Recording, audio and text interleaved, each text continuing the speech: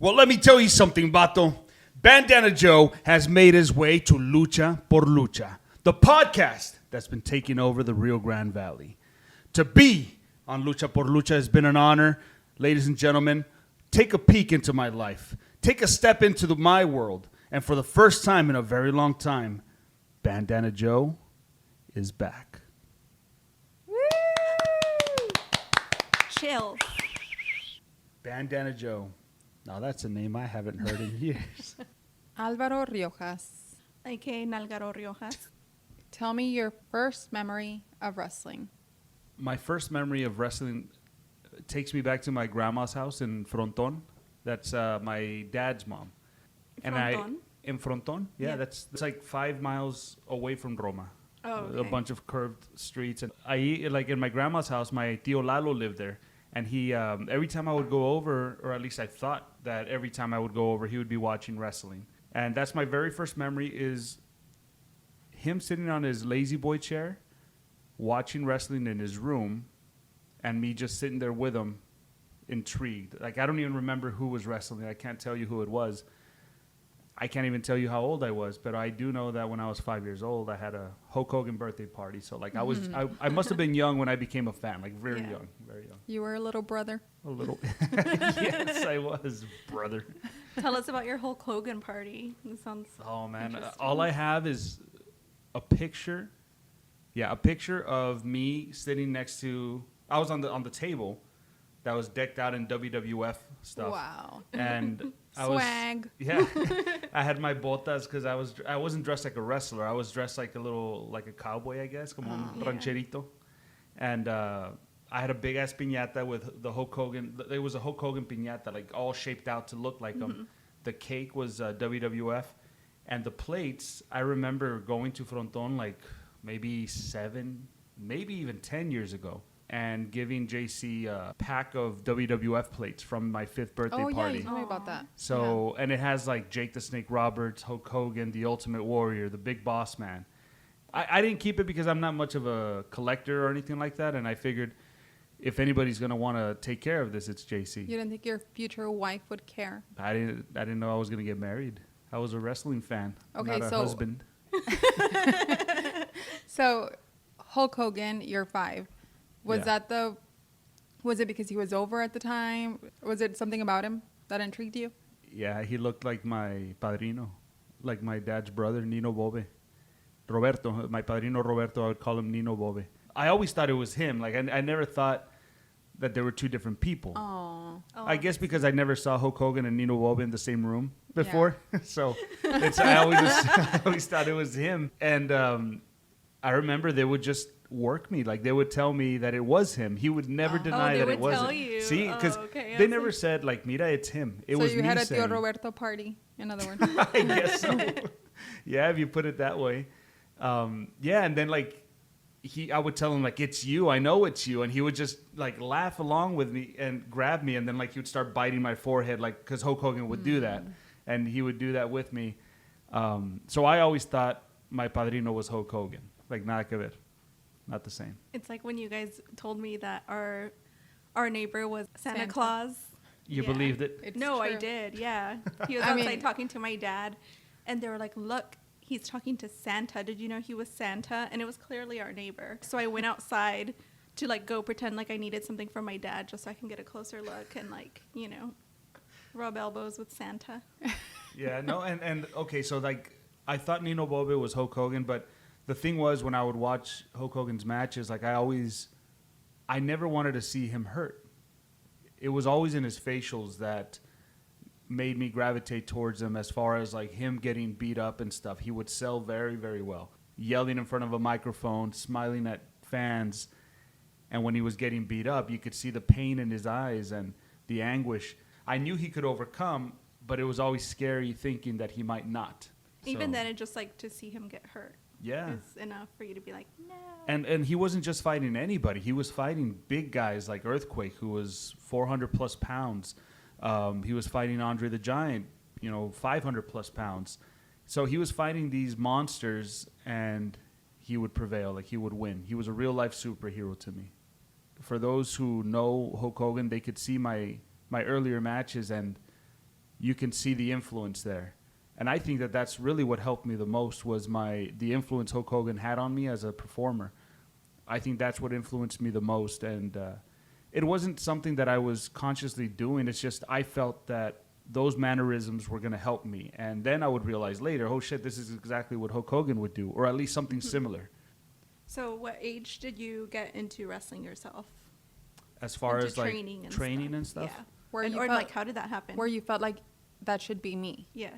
Well, that should be me was always on my mind. Really? I always felt like I wanted to do it. I didn't know if I could.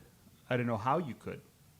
Pero siempre quería ser luchador. Like I would go to Mexico with my uncles, and it was a different type of wrestling, but I liked it. Mm-hmm. That one was scary to me when I was a kid because it was more up close and personal, and you could see the sweat, coming off of their chest when they would hit each other and stuff like that. And they were cussing in Spanish, and that made it real to me. And so I was afraid of Mexican wrestling, but I always felt like there's got to be a way that I can do that.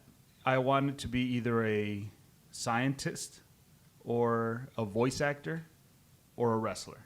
Like those were my options when I was growing up. The scientist thing I grew out of very quick. That always intrigued me. Well, maybe that's what happened to Richard Reason. He couldn't decide between scientist or wrestler, and yeah, he just combined the two. ¿Por qué no los dos? Pues sí, he's the wrestling scientist. You mentioned that Hulk Hogan inspired your style. Would you say he's in your top 3? As far as influence, yes. As far as influenced my style, yes. I would say Hulk Hogan would be one of them. Samoa Joe would be another. And what do you like about Samoa Joe? I like his aggression, which is funny because Hulk Hogan is not aggressive at all. If you look up a video up of Hulk Hogan hitting anybody with a chair, it's laughable. He's so soft with it. But see, Hulk Hogan comes from a generation where if you got hurt, you wouldn't wrestle. And if you wouldn't wrestle, you wouldn't get paid. So the style back then was very, you would protect your opponent very, very much. Then as wrestling evolved, wrestlers like Samoa Joe, AJ Styles, Christopher Daniels, a whole bunch of others that are still around today came up with a more aggressive style. Aggressive yet safe. And Samoa Joe was very aggressive, and he was a big guy, heavy set. And because he was a heavy set dude, I can relate to him. And the stuff that he was doing as a heavy dude was impressive. Like he was light on his feet. When I was in high school, I was an athlete. And though I was a heavy set guy, I was pretty light on my feet. So I can see myself in Samoa Joe. Yeah. And that influenced the name Bandana Joe too, was my admiration to Samoa Joe. What did you do in high school? What sports did you do? I was in football, of course. Football, baseball. I was in one-act play. I was in track. I was a thrower, but not very good. And I wasn't part of student council, but I would go to all their events. Mm-hmm. Same thing with choir. I went to Laredo with the choir team, and I wasn't even part of the team. They're like, "Does your mom know you're here?" I was like, "Uh-huh." And they're like, "Okay." A damn lie. It was a damn lie. And I was a yell leader. What is that? What's that? It's a boy cheerleader. There it is. Boys don't cheer, boys yell. So you weren't just, I was going to say, I'm laughing because, like, why not just call you a cheerleader? You can. It's not embarrassing. Okay. That's funny. Do you think that your, I can't say it with Say a straight it. face. Don't laugh, say it. Okay, your cheer experience, has it helped you in the ring? Yes. Big time. How so? Big time. So, as a yell leader, as a cheerleader. Just say cheerleader. I know, it sounds weird. Who are we pretending for? As a cheerleader, I was a base because, I'm not going to be doing no flips or anything. And as a base, we would throw the girls up in the air. And it was myself, my cousin Miedo, my best friend at the time, Big George, close friend of mine still to this day, and a few others. But on us three, we would be the ones to throw the girls the highest. And because we learned to catch the girls no matter which way they go, that translated in wrestling for lucha dives, when somebody dives out of the ring. I never dropped a cheerleader, and I've never dropped a wrestler. I've always been in the right place. I guess I kind of learned how to measure where they are in the air. And that really translated well for Lucha Libre whenever I would wrestle in Matamoros or anybody here at the Pulga and stuff, wrestling the Lucha guys. They do a lot of dives to the outside. You got to make sure to be in the right place. If not, they can fall and get hurt. What it reminds me of is that Tupac, the rapper, he was in ballet. Oh, I didn't know that. He studied ballet for 3 years. He was super into ballet and poetry.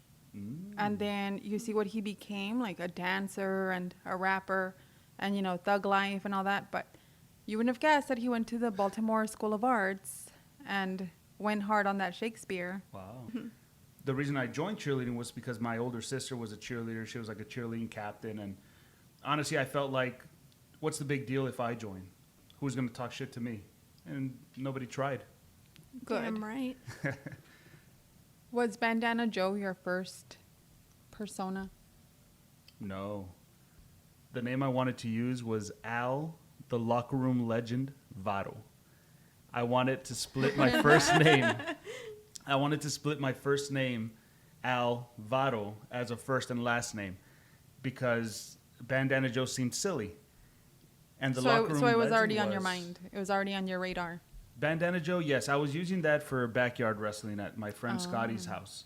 So for backyard wrestling, it's very much a big no-no for anybody to do any backyard wrestling because you can get hurt. You're not professionals. You're not professionally trained. But as kids growing up, we don't pay attention to what the TV says. When they say, don't try this at home, like, we didn't care. Yeah, we didn't who give a cares fuck. to that? And there was this show going on called Tough Enough. And it was a WWE show, reality show, where they would get these people who were aspiring pro wrestlers and train them. And as they're training them, because you see all the stuff on TV, like they're teaching you how to take a bump. I'm at home watching Tough Enough, seeing how they're falling, and I start doing it on my own on my carpet and start teaching myself how to fall. How old were you? About 15, I think, like okay. 14, 15. And boy, did it hurt. It hurt, but I was trying to imitate what I was watching on TV. And back then, we didn't have the luxury of rewinding just to see it again. And I taught myself how to bump. So by the time I met Scotty, I must have been about 18. He was a wrestling fan, and we would talk about all this, what was going on with wrestling, this and that. And I would tell him, like, dude, I know how to do it. Like, I want to do it one day, this and that. And he's like, well, why don't we do it in my backyard? I was like, okay. And we started recording our matches. I created Bandana Joe based off of the character that Josh Brolin played in The Goonies. He was the older brother in The Goonies. He had a bandana on his head. And I remember watching that movie growing up. I remember watching it as an adult and thinking, man, that guy looks like the coolest motherfucker around. And it was just because of his bandana. And because Samoa Joe was one of my favorite wrestlers at the time, I figured, you know what? The name Bandana Joe flows off the tongue. My trainer, Willie, also goes by Vermin when he wrestles. He's the one that told me, like, you got to think of a name that the fans can cheer. You got to think of a name that the fans could put on a sign. And Al the Locker Room Legend was just not going to be it. And the whole thing, the Locker Room Legend, came from a Gym Class Heroes song where they sing about this guy who slept with his teacher and now he's a legend in the locker room or whatever. Alvaro. I never did that, but it's just, I just like the idea of it. It seemed cool at the time. Yes, it did Okay. at the time. So He was just a boy cheerleader. Can you tell us about some of the obstacles that you faced getting into wrestling? when I was about 21, I think it was, I wanted to move to Pennsylvania, somewhere around the upper East Coast, because that's where Ring of Honor was. And I knew that Ring of Honor had a school. And a lot of the wrestlers that wrestled at Ring of Honor also had little training places, like little schools themselves. So that was the hot spot for wrestling in the U.S. I don't know, I was going through a lot of stuff, you know, work, where I lived, money, all of that. My vehicle was not the best. I just didn't know what I was going to do. I didn't know what my next step would be. And I ended up telling my mom that I came to Roma to say goodbye because I was going to move to Pennsylvania with whatever money I had, which was little to nothing. And I remember she was in tears because like it was just unexpected. And I told her what I wanted to do, leave for wrestling. And she's like, well, I wish you didn't, but if that's what you want to do, go ahead. Mm-hmm. I didn't go anywhere. I didn't know how I was going to get there. I didn't have a smartphone. I didn't have a map. I didn't know how to read a map. Like, I had nothing. I literally had nothing. But that was my idea of a plan. And it wasn't until I found Wrestling Revolution that I thought to myself, maybe I could start here and then make my way up to Ring of Honor. Yeah. And, you know, that was my dream, was Ring of Honor. WWE at the time seemed too far-fetched. TNA Wrestling was probably in my view, but Ring of Honor was going to be the first stop. But it was always money. And the fact that I found wrestling in the Valley really helped with that. However, going from Roma to McAllen to train, it's like an hour drive, and it takes money to get there. Yeah. You need gas, and I didn't have a job. I didn't have money, and I remember like scouring through couches, mine, my mom's, my aunt's, like trying to get money to pay for gas to go out to train. My friend Scotty would drive me up there without asking me for gas money, because he knew that that's what I wanted to do. And he would drive me, and he would just sit while I trained and watch. Oh, that's sweet. And he's great, because he would even go to my matches in Laredo. He lived in Laredo, and when he knew I was wrestling, he would go and he would watch me wrestle. So he really helped me out a lot. Once I started training, I knew it was going to hurt. I had seen Tough Enough, and in Tough Enough, like, they would talk about the pain they were in, the soreness, like the marks on their backs from hitting the ropes. All of that stuff was very, very real. Lucky enough for me, like, I had watched that show and I had trained on a fucking carpet in my house. So, like, it just came natural to me. Like, I knew what I was doing by the time they were training me. And I picked up pretty quick. Obstacles after that have been, like, scheduling with work. To this day, it's the same obstacle that everybody experiences, is money. Yeah. Sometimes you don't have the gas to make it to a certain show. Sometimes you make it to the show, but then the promoter doesn't pay you. So I never really made the time to look for a wrestling school. I was still, I was going to school myself, working. It just didn't seem plausible for me to find something in the Valley, that I started looking and found Wrestling Revolution. So tell us how you got started at Wrestling Revolution. So with Wrestling Revolution, I found them on a MySpace page. And I can't even remember what I searched. Yeah, it was back in the MySpace days. MySpace. And I remember seeing the video, and I thought to myself, this can't be here in the Valley. Like, it's wrestling. Like, it's American wrestling. I knew that there was Lucha Libre, but I wanted to learn American wrestling. And when I played one of the videos that they had on their MySpace page, like, I just fell in love with what they were doing. Their ring was this crappy old ring. It used to be a boxing ring that was a makeshift wrestling ring. The ropes had no tape, had no cable. It was just a cable. I'm sorry. It was just a metal cable. Oh, my God. And the canvas was all ripped up. So there was a hole in the canvas that you could see the wood through. And it was in somebody's backyard. And here are these guys fully dressed out in their wrestling gear with the makeup, the hair, like all this stuff, doing wild moves inside a ring in somebody's backyard. And I fell in love with the idea. I had already done backyard wrestling with my cousins. This was just a step up. And then I sent them a message, and I started getting a reply from Vermin, Willie. He's the guy who told me, hey, man, if you want to train, just come up here, and we'll be here on these days. And I believe they used to train on Mondays. And, no, hombre, I was excited, man. Like, I was so pumped. And the first day that I went to training, that's where I met Danny Ramones, when he was going by Gravestone at the time. And I started picking up really quick. I was the only person that they were training, so their focus was solely on me. And they're like, bro, like, you don't need to do too much. Like, you're pretty good. And I was like, thanks. They're like, are you sure you've never trained before? I was like, just at home by myself. They're like, okay, well, we're going to have fun with you. Little did they know you were taking bumps in your living room. Yeah.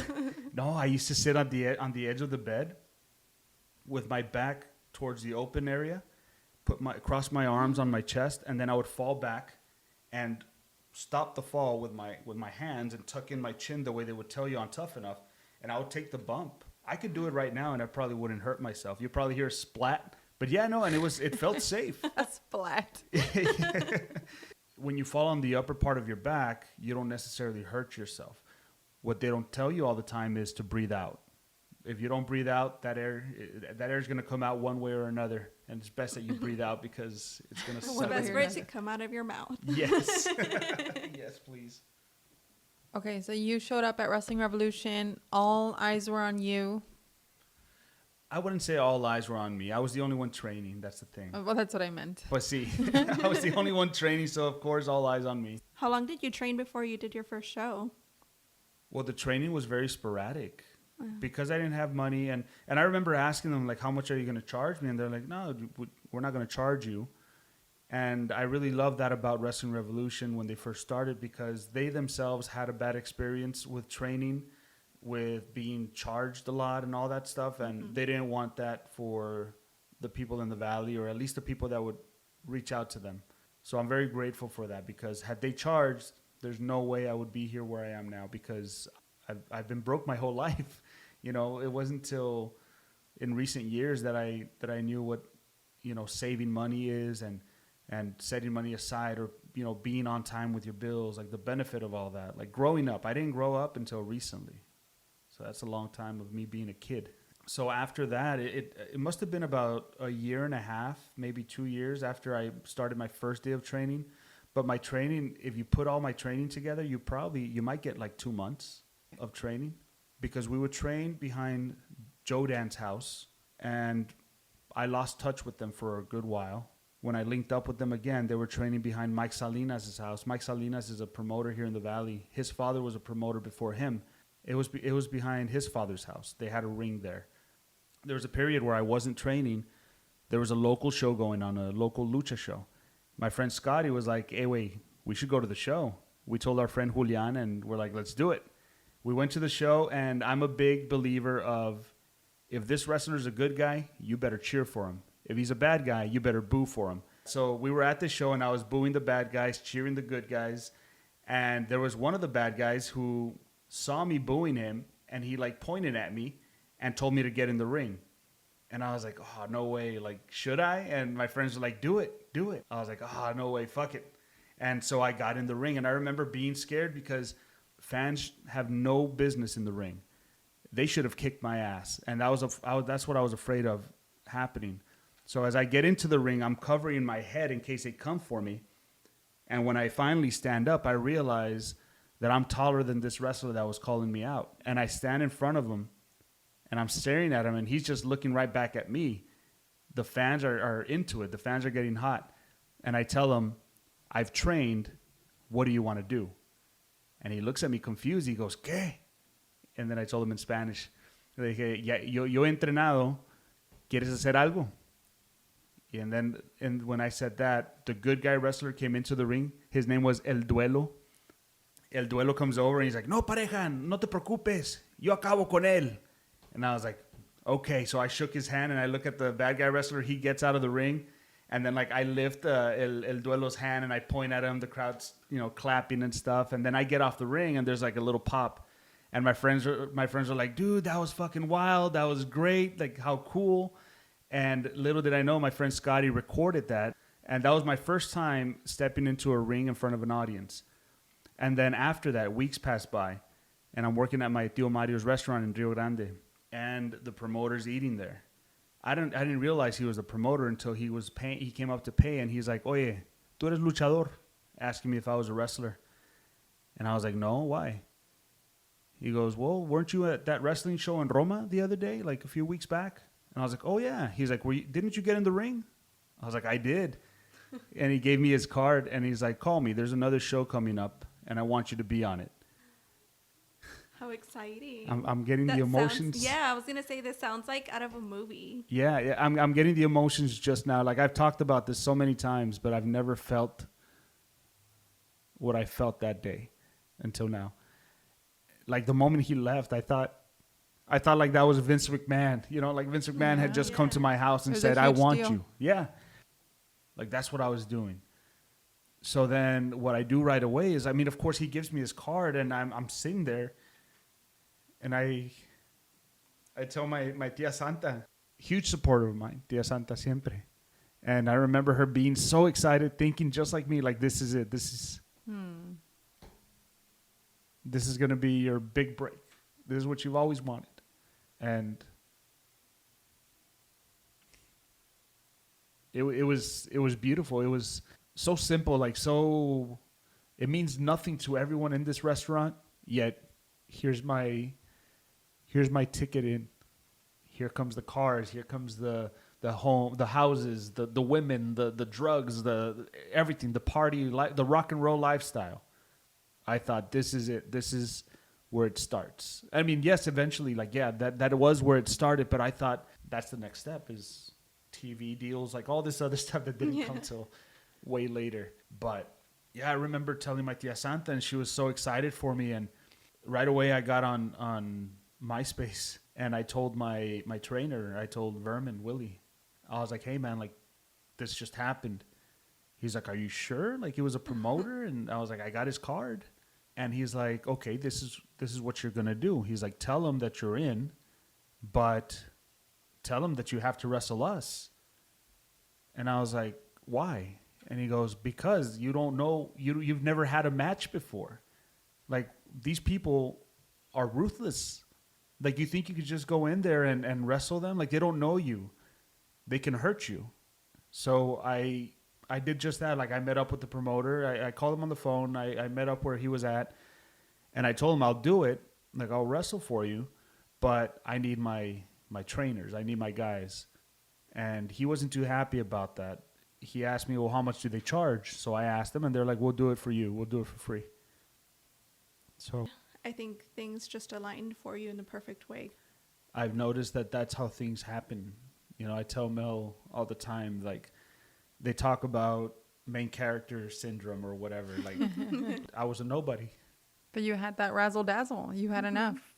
Because he heard the audience react to me when I got in the ring. And looking back at it now, I kick myself in the ass because I didn't pay my dues the way others have. I wasn't tearing down rings. I wasn't carrying legendary wrestlers' bags. I wasn't picking up any wrestlers from the airport. I just got in the ring when I wasn't supposed to, and that got me my very first booking. The match ended up being myself, Dante, and Gravestone versus Jodan, Vermin, and Mark the Sharpshooter Roberts, who eventually became Shooter here in the Valley. That was the match, and I swear to God, like, I packed the house with my family. Everybody in my family came to this show because they knew that this is what I always wanted to do. And not only was I going to do it, but I was doing it in my hometown. Yeah. Where the dream started, you know? Like, where the dream started, where we would, you know, beat ourselves up in Scotty's backyard at my tia's house. Like, I packed the place with my friends and family. Everybody paid a ticket. And the most special part about that, to me, was that I asked my friend Santos to referee my debut match. Oh, wow. I didn't know that. It's funny because he had reffed basketball, and that's all he knew about reffing. Of course he said yes. And he was... And they let him? Yeah. Yeah, we lied and said that he was with us. Like, he was...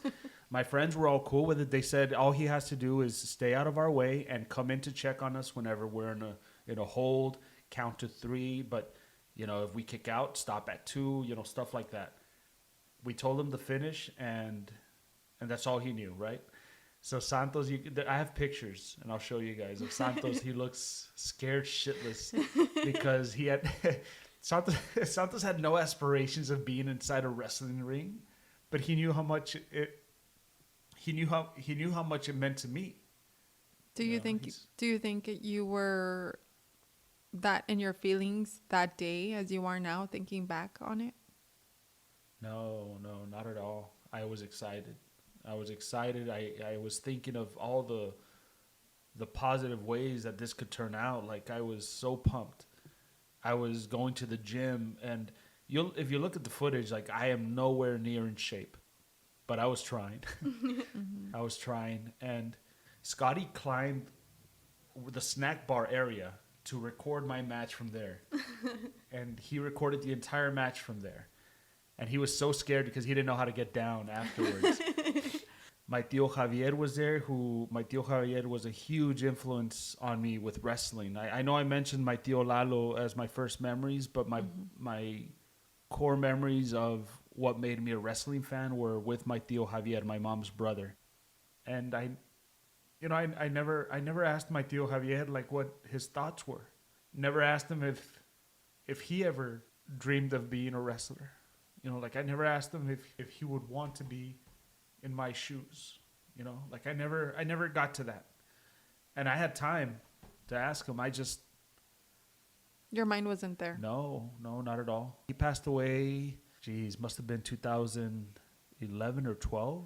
But my tío Javier was a huge wrestling fan. He's the one that introduced me to the idea, or not even the idea, but the truth, the fact that wrestlers have real names. Like Hulk Hogan is not named Hulk Hogan. Goldust is not really Goldust. Wait, what? So it's a different world. See, and my tío Javier was there for my very first match. He was there for my second match, which, oh my God, that one, my tío Javier almost got in the ring himself. After the success of that first show, with all the people that I brought in, they wanted me in the main event of the next show. And I was a nobody. And I wasn't getting paid for it, and that was okay. Like, I didn't care. I was doing what I loved, doing what I always wanted to do. My big break for that second show, they had me on the radio. Like, they had me do promotional stuff on the radio. We did a parade. We did a meet and greet. For this second show that I ended up doing for this same promoter, he wanted me to wrestle a lucha guy, like someone I've never met before. And it was a tag team match. I can't remember who I teamed up with. It must have been El Duelo because we were both from Roma, even though he's not from Roma. Reminiscing. There you go. We were reminiscing. Pero it was en contra de los Ku Klux Klanes. And Gulp. And I remember we were doing the radio show, and nobody debriefed me on what it was going to be like. So there I am on this show. They're saying, oh, call this number and get the answer right, and you'll get a free bandana from Bandana Joe. Again, nobody knew who the fuck I was, but still, here I was on the radio. I mean, that sounds cool. He wore it 5 days in training. It's sweaty, and it's in a Ziploc bag, and it could be yours for free. Oh, God. I'm just remembering now that the guy who was running that radio show was a family friend. So after that first show, and when he found out I was doing another show, he's like, oye, Alvarín, te ponemos en la radio, eso que el otro, and we'll talk about the wrestling. And I told the promoter, and the promoter's like, oh, yeah, like a leech, man. Everything that I would present to him, he'd be like, yes, let's do it. My sister created the first flyer for the first show and the second one. And he's like, yeah, put him all over town. So ahí vamos como pendejos, like doing this for this promoter who wasn't paying us. Yes. We made it easy for this guy. Se llamaba, no sé si está vivo todavía o no, pero se llamaba El Perro, el promotor, así le decían.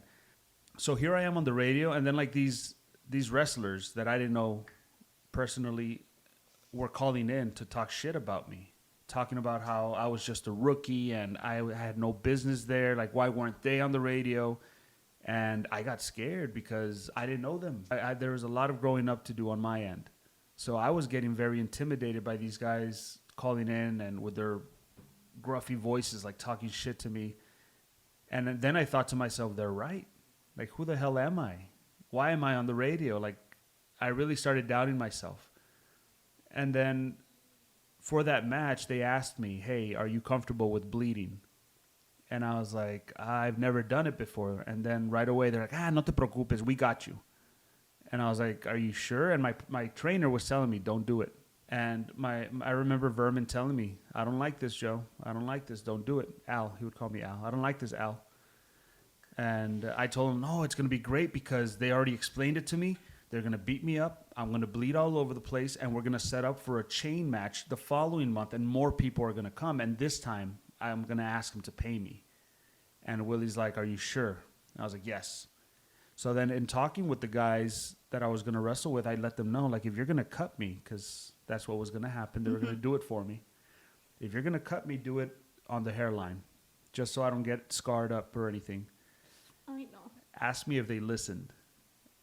They were supposed to come in and hit me on the forehead with this quote-unquote board and work me into the corner and, slice me, What ended up happening was they hit me in the back of the head. I didn't see them coming. They hit me with this board in the back of the head as hard as they could, and I saw stars, like little blotches of dark lights everywhere.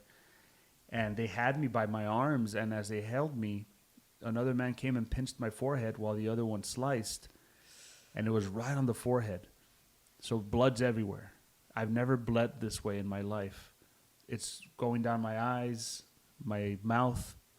I try wiping it from my face, and I can't. It's so slimy and slippery. I could smell the iron in the blood. And as this is happening, I get a taste of it. And I start gagging while they're beating me up. And now I can't sell so well. Oh, my gosh. So I'm trying to be a part of the match, but at the same time, I'm trying to be okay. And it's beginning to get hard, and they're kicking my ass, and I'm not fighting back. So just wiping my eyes, and I can't see. By the time I come to, my tío Javier is being held back by a bunch of people because he had gotten up and started swinging his cane, trying to get in. He knew what wrestling was, and he knew that they were taking advantage. He knew that they were taking advantage of me, and I mean, it was great for the promoter, right? Like, the people were riled up. But my tío Javier knew that it was. My tío Javier knows what wrestling is, and when he saw what these guys were doing to me, he knew that they were taking advantage. So he wanted to protect me, pero pues ya estaba, malito mi tío, and he couldn't do much other than swing his cane. No, after the match, I remember feeling, I guess, violated, because that was not the way things were supposed to go. It just felt a little too real, but yeah, like maybe there was something behind it. And there was. Yeah. There was the Sounds whole like it. radio incident, the parade, Yeah. the main event spot. Like, they were out there to teach me a lesson. We never had that payoff match. We never had that chain match that we were going to build to. And after that, I started wrestling at lucha shows with my guys. And if it was against other people that I didn't know, it was with my guys as a team against other people that I didn't know. And that was the last time somebody took advantage of me where I didn't fight back. Had he not been there, you might have doubted yourself.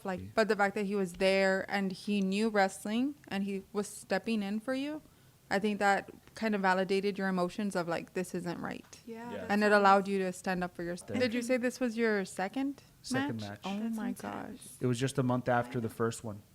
So you mentioned that you kind of recognize now that maybe you didn't do everything you could have done. Is that something that you have regrets about? Yeah. Yeah, because at the time, I didn't quite know exactly about paying dues. That came later once we started doing shows at Cine El Rey every week. Once I started helping with the training is when I started to pay my dues and started to stay after the shows to tear down or stay, go in early to help with the setup of the ring, stuff like that. But that was just me putting that on myself because I didn't do it before. Yeah, so no one gave you like a hard time. No one was like, hey, this is something that, we kind of have to do. So you were No. just getting away with it. Yeah. I was getting away with it, and I think that really boosted my confidence because there was a lot of trust in my ability to perform. And because nothing was really being asked of me, I thought of myself as a really good wrestler, a really good performer that, I don't know, it's not so much that I felt that I didn't have to do that. I guess that's what it was. I guess I felt that I didn't have to. Do you feel like that entitlement could be dangerous? Oh, yes, it is. That's the word I was looking for, entitlement. So I felt entitled. And it is dangerous because everybody's watching what you're doing, and if everyone's breaking their back to put a show together and you're just sitting there laying around and not pulling the same amount of weight as everybody else is, just because you're a good wrestler doesn't mean that you're going to be handed anything. Like, you still have to work hard, and when you become entitled, when you think you're entitled, like, you become lazy, and then that catches up on you. It's important to humble yourself. Yeah, definitely. And there's some people out there, man. Like there's some people out there that I know that need some humbling. That's funny that you say about paying dues because there was a show at Combat Cult at Suerte. They were taking down the ring, so we went to go help them. And then Mel sent you a photo. And she was like, Alvaro asked why you're paying dues. And I was like, huh? Yeah, I had no idea that was a thing. That's part of paying dues. Yeah. What was it, babe? You put up a little questionnaire, right, on Instagram? Mm-hmm. Downtown Felix says, "Hey, you guys," which is a quote from the movie The Goonies, which was the inspiration for Bandana Joe, which is the quote that I would say before I would hit somebody with a clothesline. Oh. I would yell out, "Hey, you guys," and then I'd run and do my thing. And Downtown Felix told me that before he was a wrestler, like he really enjoyed watching my matches. So I'm really glad that he put that on there because I'd forgotten about "Hey, you guys."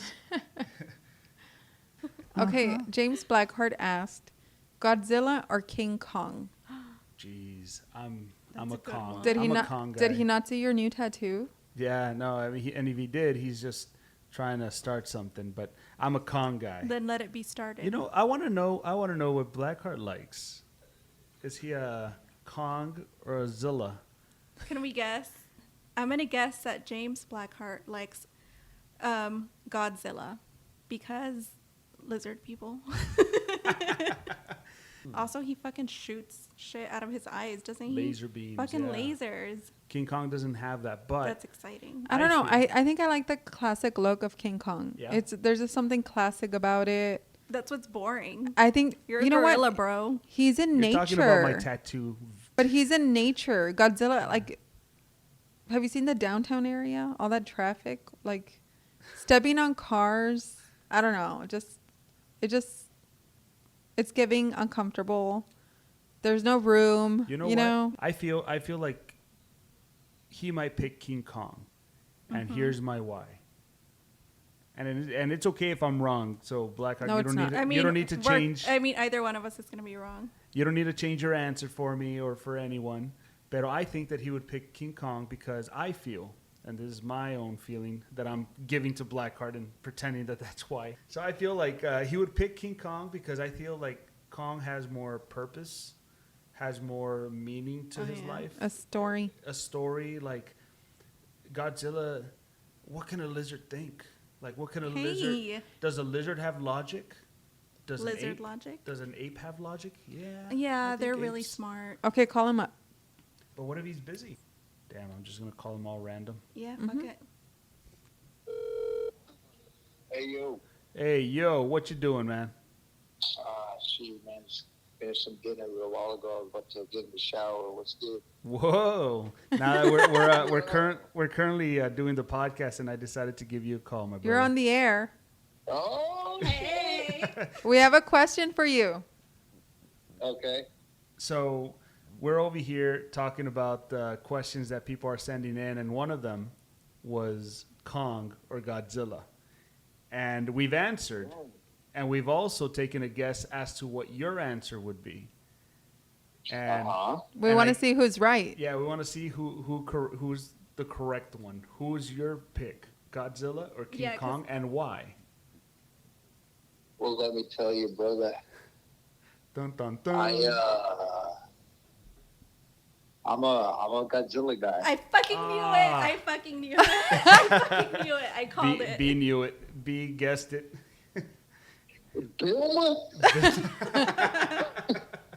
What about Godzilla? What about Godzilla attracts you to him?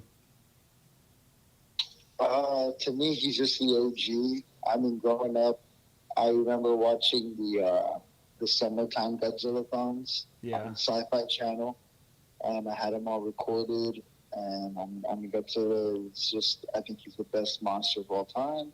The metaphor that Godzilla was created to like personify was actually the atomic bomb.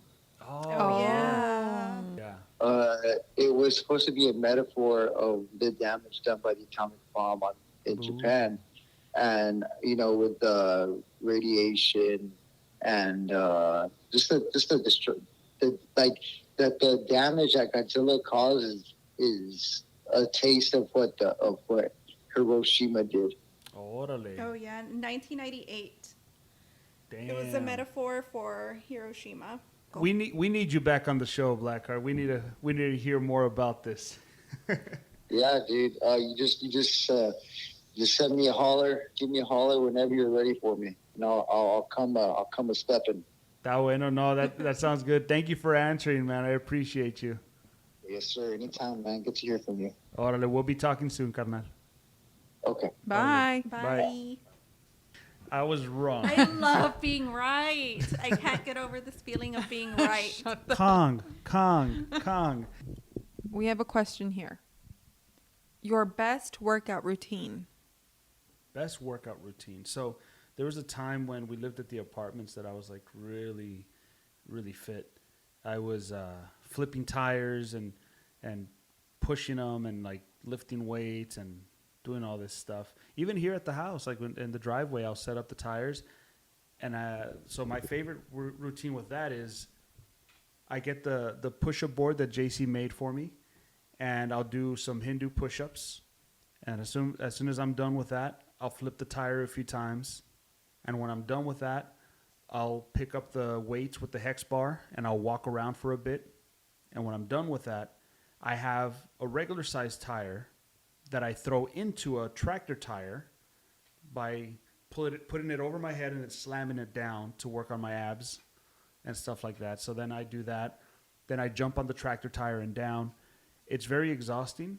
And then a couple of burpees. And then that's been my favorite routine, which I haven't done in a long time, as you can tell, based on You look great. my heaviness over here. Okay, so that was Julio Vasquez asking about the best workout routine. Oh, shout out to Julio, man. Julio used to have the wrestle vlogs. I still wear the t-shirt he gave me. Cool. And he's looking great. Oh, yeah. I was showing B his transformation. His before and after, man. He's been kicking ass at the gym. Like, he is focused. He'd probably kick my ass if we did the tire routine, too. Bring him Alright. over. ¿Sabes qué? Lo Pull up. invito. I was gonna Hey, say pull Julio, up. if you're Challenge. listening to this, Julio, just hit me up. Let me know that you're listening to it, and let's try that tire routine that I'm bragging about. Come kick my ass, brother. That reminds And me. if you win, you can take the tire. No, I like the tires. Don't throw them away. Deals up. That reminds me.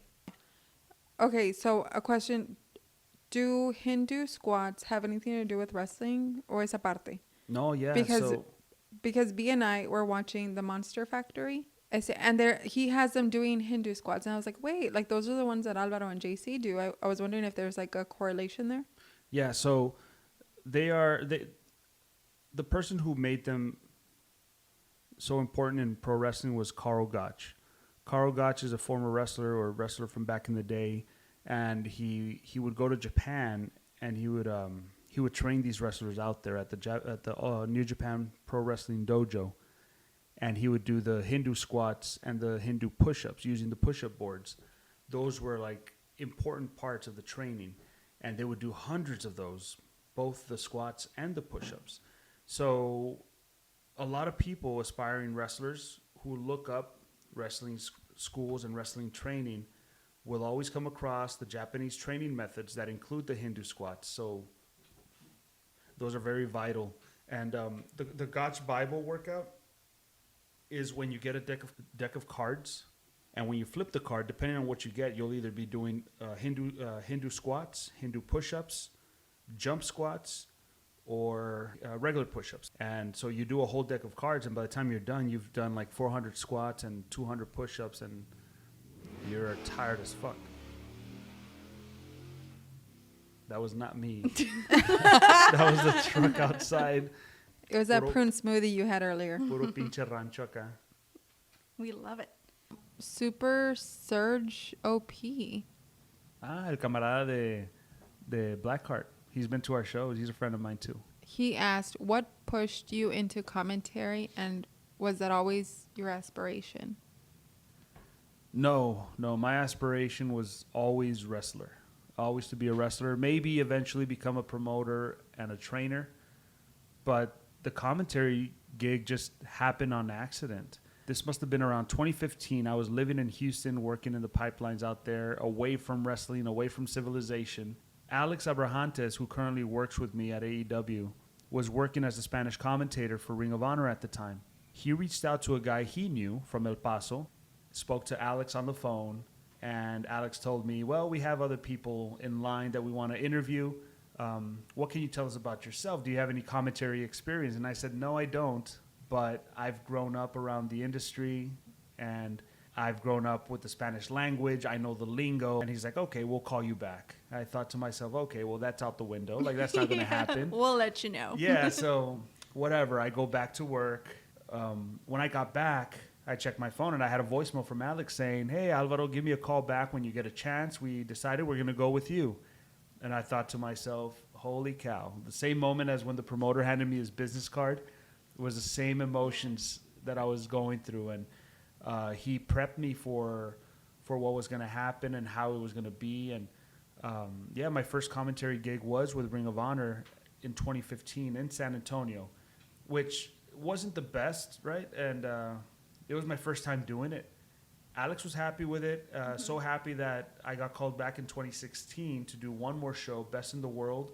That was in Concord, North Carolina. And they flew me out there. That was the first time I've been flown for a show. And after that, I didn't hear anything from Alex or Ring of Honor or anybody in regards to commentary. I continued to wrestle. If anything, that motivated me. Being around the wrestlers, being around the whole production of Ring of Honor, that motivated me to try to create my brand. So out of that is where Pro Wrestling Saves Lives came up.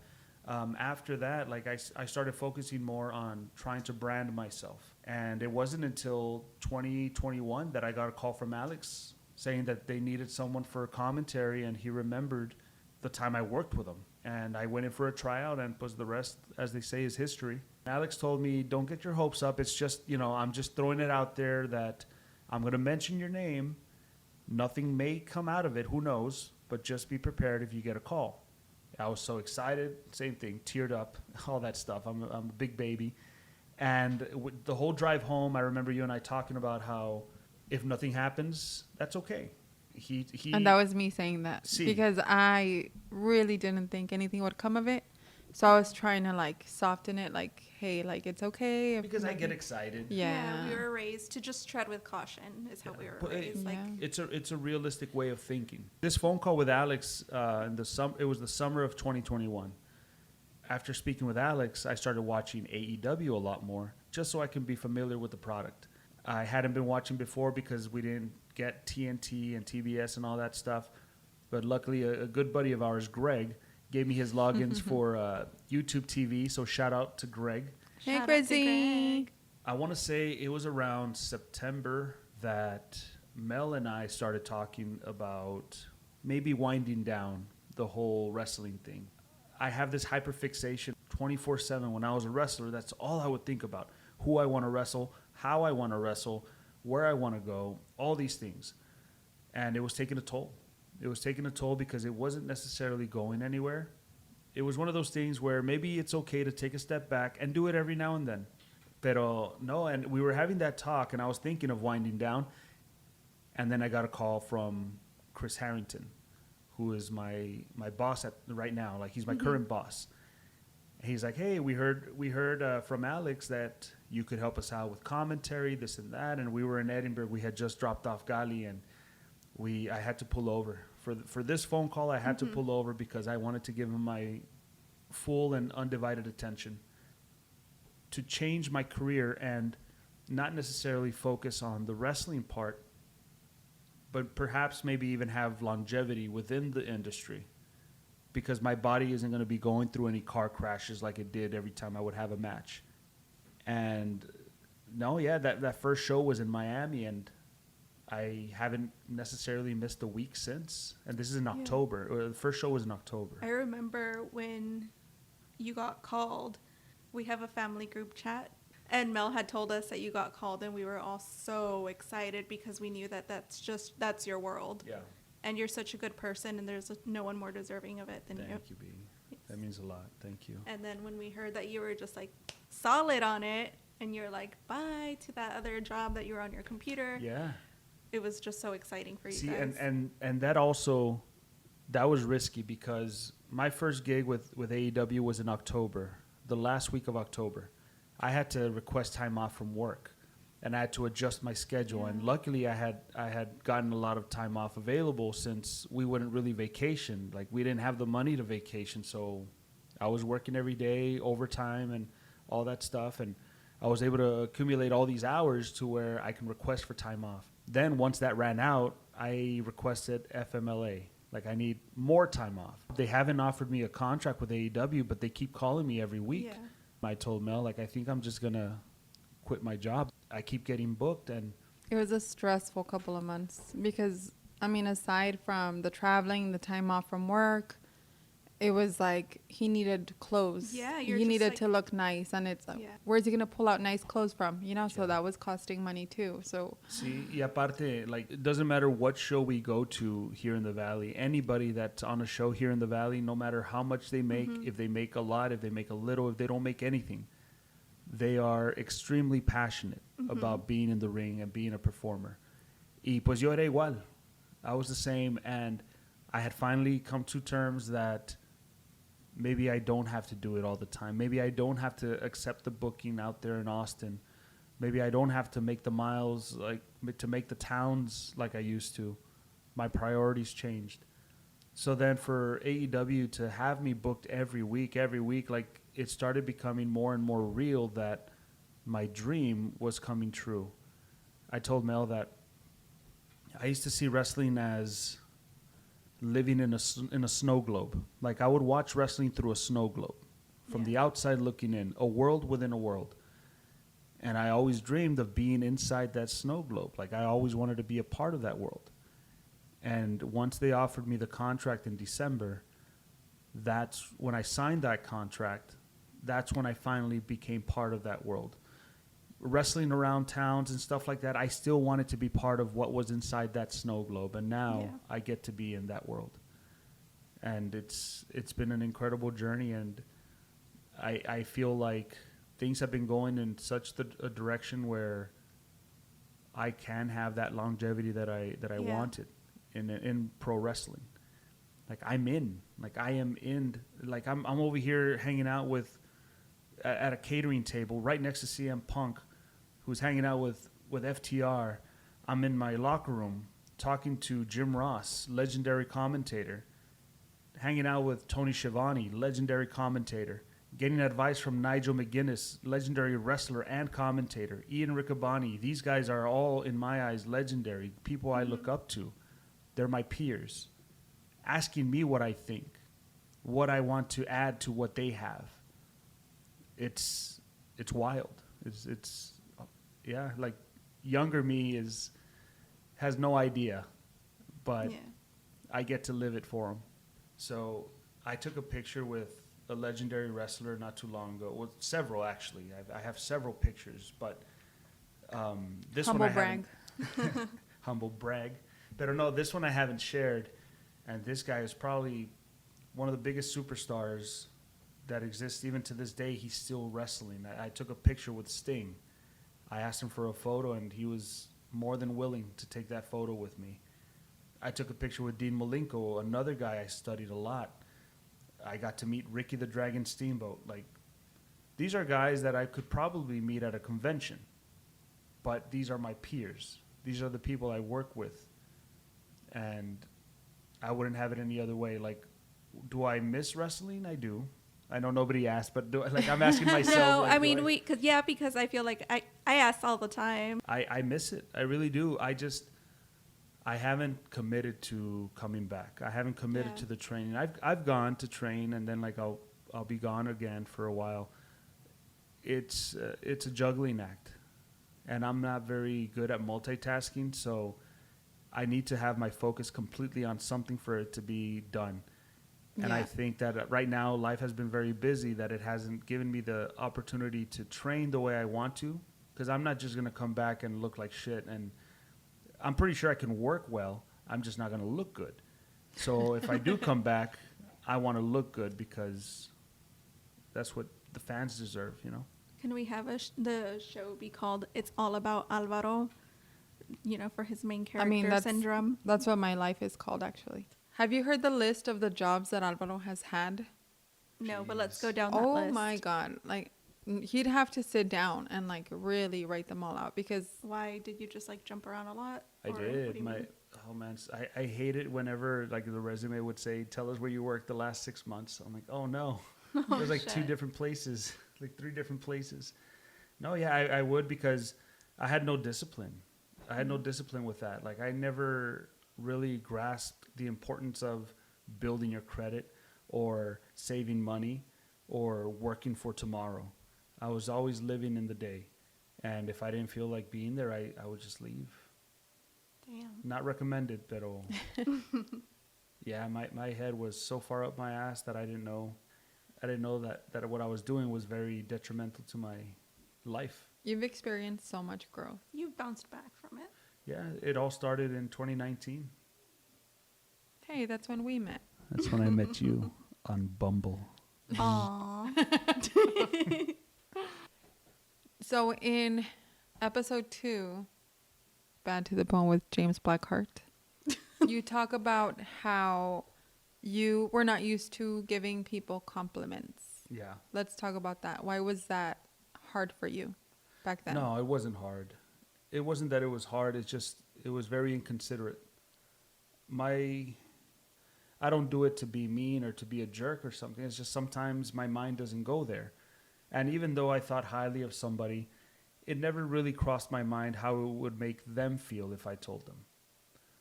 I think highly of them, and that's for me. Mm-hmm. So I felt good about seeing them in a certain light. Never did it cross my mind to tell them what I thought of them because it wasn't important to me. I just didn't know that it could make their day, or that it's something that they need to hear or want to hear. Mm-hmm. Yeah. So that never crossed my mind. And it wasn't until, just a lot of things. I can't really pinpoint one thing that happened that made me change.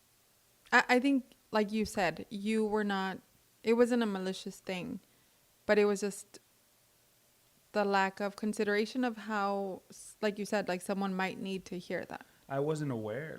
There was no awareness on my end that this could be good for someone else. Mm-hmm. For me not to keep it just for me.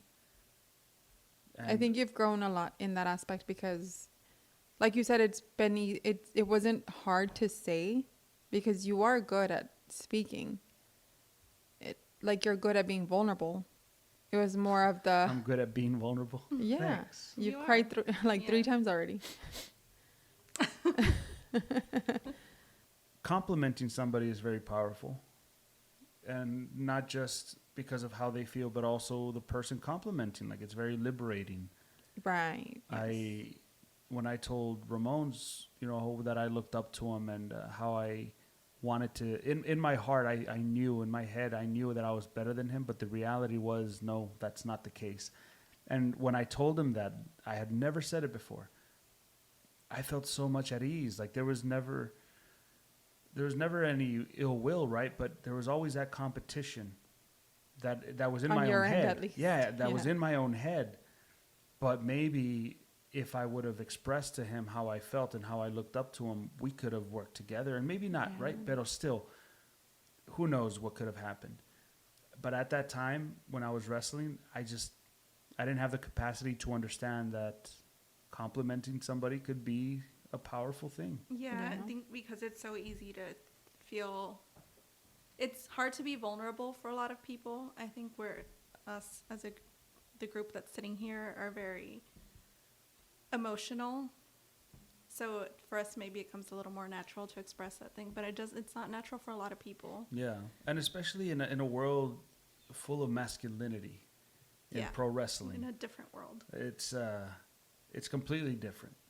And there's a lot of people that don't compliment others, like for the same reasons as that I didn't compliment people. Like they might be feeling the same way. But the thing is that when you open yourself to it, you're letting these people in and they see a side of you that perhaps maybe without you complimenting them, they would never see.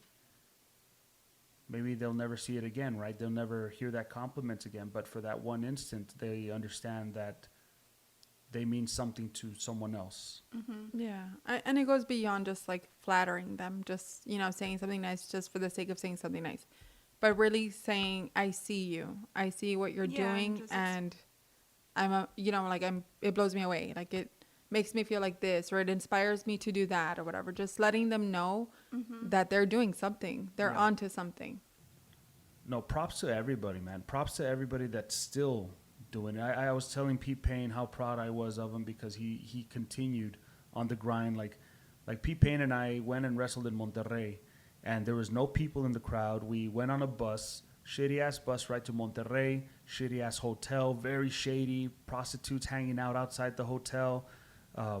Hey. Shout out to the prostitutes. And, no, hombre, luego no te dan feria. No, hombre. I'm just kidding. I was like, huh? They never have change.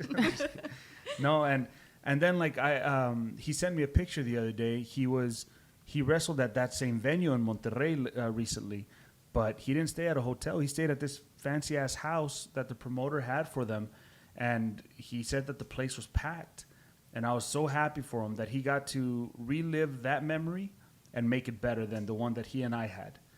And someone like Danny Chance, you know, props to him. I'm very proud that he's continued his school and has been running these shows that have been drawing the crowds, and he's training these kids that are going to be the future of the Valley.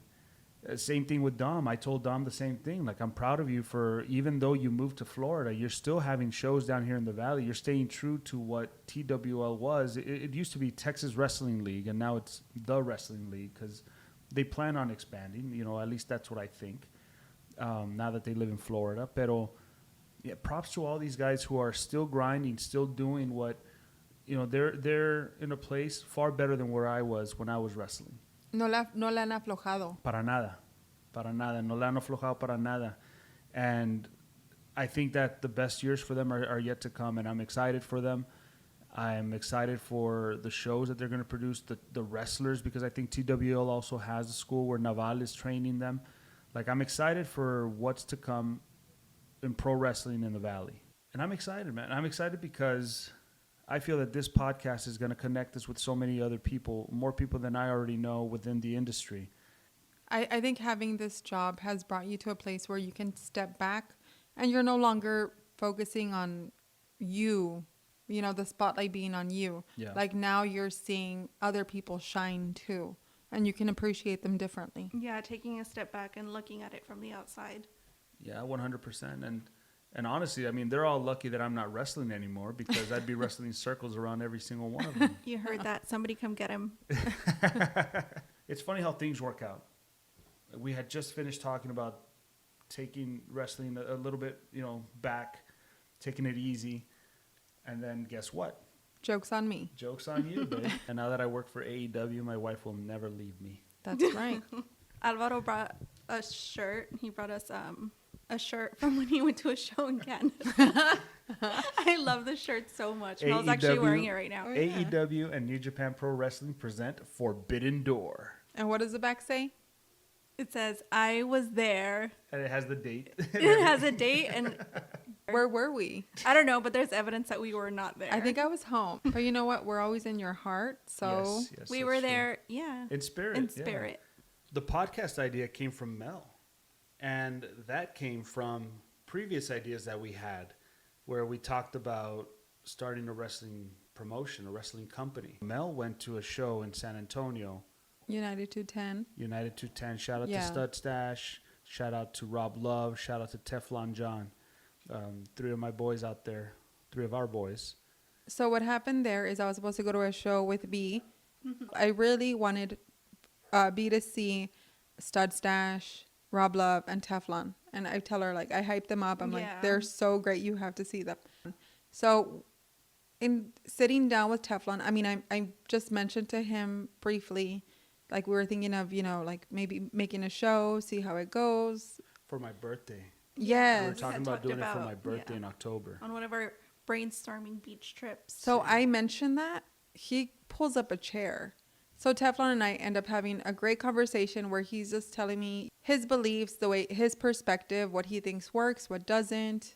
The Why passion some things, came out. yeah, and it really did. But I felt like, man, I wish you were there to have contributed to that conversation, because it's like everything that he said to me, I wish I could just bottle it up, because it's great shit. Just seeing like how so much thought goes into this stuff. Like as someone who just goes to a show, like you're there to cheer them, and you're not thinking the actual work that goes into every single show. Like from the wrestlers, from like the people that are putting it together, just there's just so much thought that goes into it. So many factors that they consider. And as someone who just goes to see a show, like you have no idea what actually goes on behind those curtains.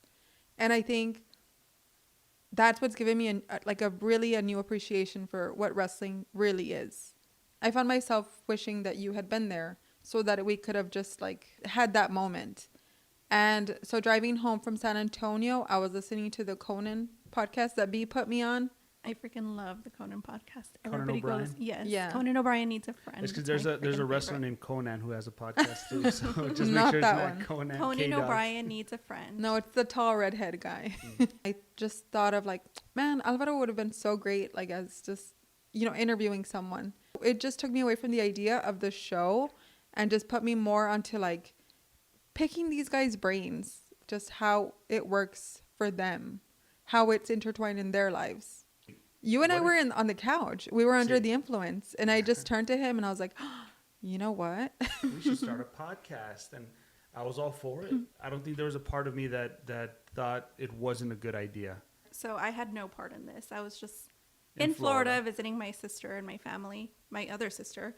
And 1 week I was supposed to come back and we were supposed to go to the show. But being over there, I pushed my flight a week. But so within that week, Mel went to the show. And before that week ended, I was still in Florida. I got a text that said, we're starting a podcast and you're in it.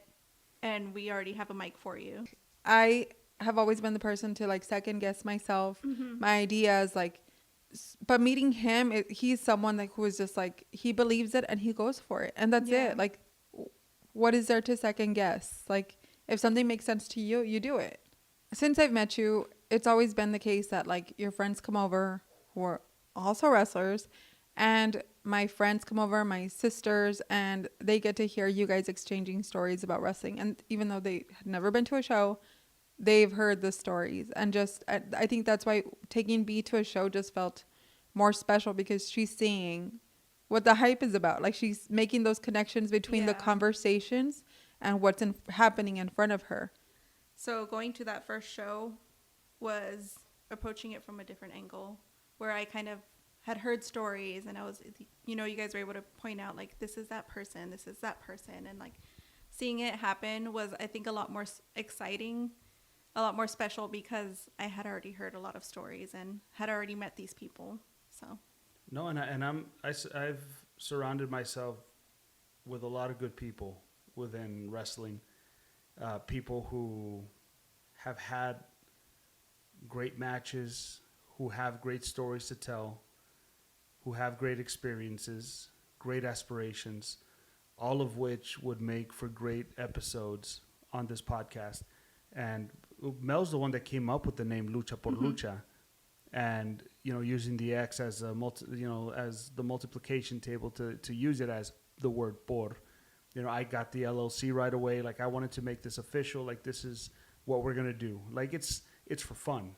yeah. But we also want to do it right. It's Chronicles. Yes. It's what it is. Chronicles. That's what I was telling JC. So I was telling JC, like, what's wild to me and what makes me feel good about what we're doing is that we tell these stories over and over. We repeat these stories to ourselves because we love them so much. And now these stories will outlive us through technology. Like, one day we're not going to be on this earth, but this stuff is still going to be out there and it's going to be carried on. I had lunch with JC this week, and he's telling me about his beginnings, and I'm just sitting there in awe because he was telling me things that I didn't know, things that would make for a great movie, things that would make for a great story, like things that he lived. And I want him to tell these stories too.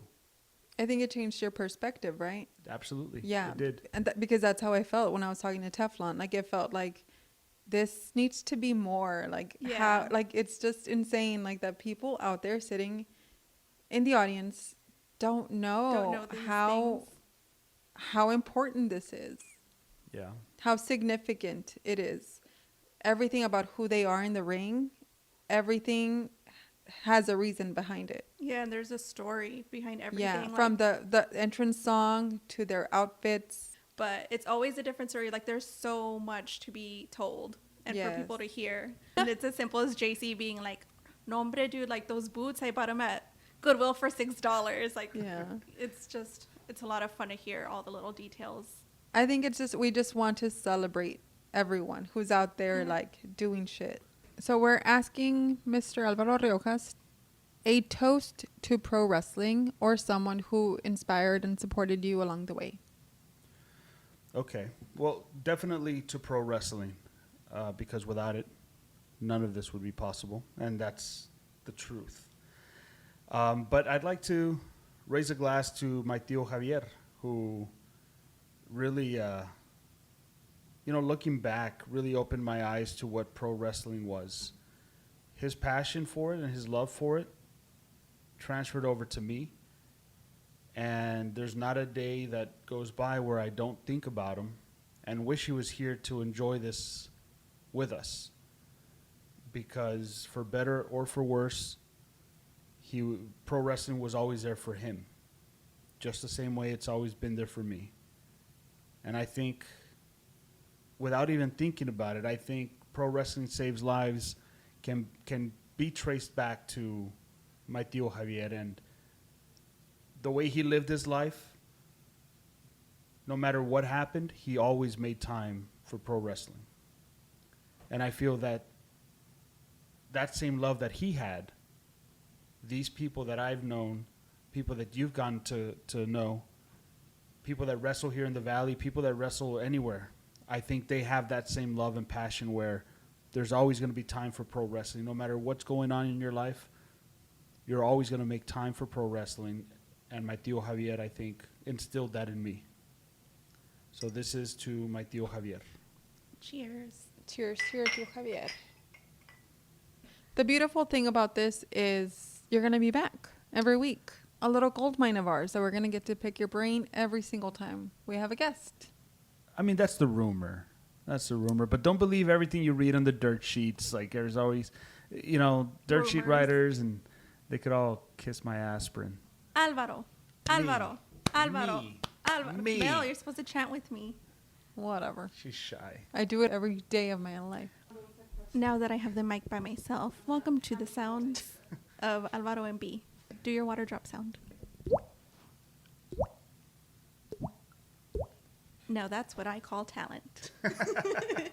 I could bust a flow with my nose or beatbox.